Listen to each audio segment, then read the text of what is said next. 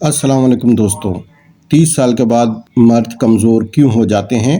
वो कुदरती ग़ज़ाएँ जो ताकत बहाल करें।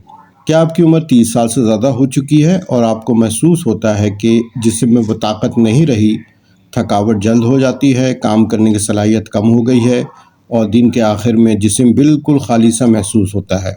अगर ऐसा है तो ये वीडियो आपके लिए बहुत अहम है, क्योंकि मैं आपको बताऊँगा कि 30 साल के बाद मर्द कमज़ोर क्यों हो जाते हैं और कौन सी कुदरती ग़ज़ाएँ जिस्मानी ताकत और स्टेमिना और तवानाई दोबारा बहाल कर सकती हैं। आज का मौजू ख़ास तौर पे 30 साल से ऊपर के मर्दों के लिए है। तो आइए दोस्तों, वीडियो को पूरा देखते हैं और असल वजह को समझते हैं। अस्सलाम वालेकुम नाज़रीन, मेरा नाम डॉक्टर नदीम है। आपको मैं अपने यूट्यूब चैनल पे खुशामदीद कहता हूँ। जहाँ भी दुनिया भर में उर्दू और हिंदी समझने वाले लोग हैं, उन सब तक मेरा सलाम पहुँचे। हम इस चैनल के ऊपर हेल्थ से रिलेटेड तमाम चीज़ों की इन्फॉर्मेशन आपको देंगे।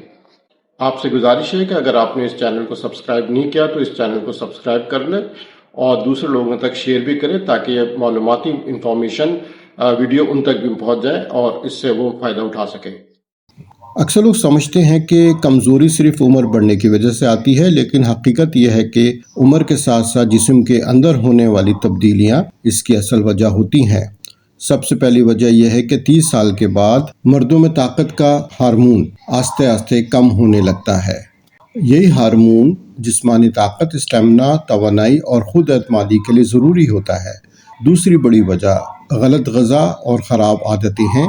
बाज़ारी खाना, ज़्यादा मीठा, कोल्ड मशरूबात, फास्ट फूड जिस्म के अंदर सूजिश पैदा करते हैं और मर्दाना तवानाई को कमज़ोर कर देते हैं।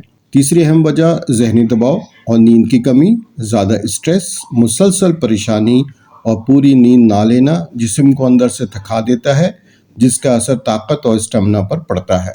अब मैं आपको बताता हूँ वो कुदरती ग़ज़ाएँ जो जिस्म को अंदर से मजबूत बनाती हैं और मर्दाना तवानाई को बेहतर करती हैं। सबसे पहली ग़ज़ा है चुकंदर। चुकंदर एक बेहतरीन कुदरती ग़ज़ा है जो खून के रवानाई को बेहतर बनाता है और जिस्म में ऑक्सीजन की मकदार को बढ़ाता है।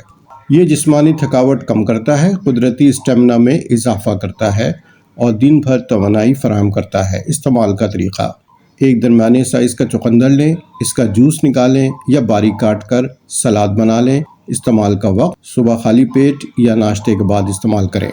दूसरी अहम ग़ज़ा है कद्दू के बीज। कद्दू के बीज ऐसे कुदरती अज्जा से भरपूर होते हैं जो मर्दों की सेहत के लिए इंतहाई ज़रूरी होते हैं।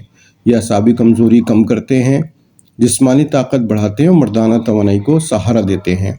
इस्तेमाल का तरीक़ा: कद्दू के बीज हल्के से भून लें और रोज़ाना 1 खाने का चम्मच इस्तेमाल करें।